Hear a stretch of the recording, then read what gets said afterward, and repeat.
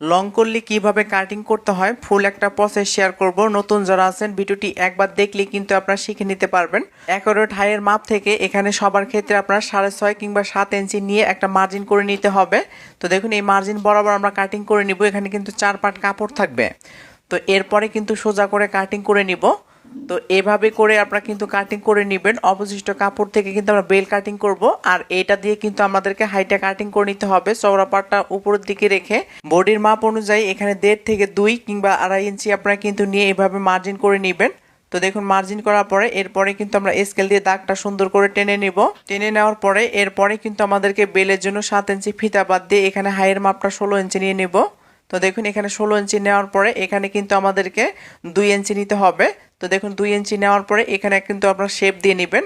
এরপরে জাস্ট ঘের অনুযায়ী আমাদেরকে এইভাবে মার্জিন করার পরে কাটিং করে নিতে হবে। তো এটা হচ্ছে মানে লং কলি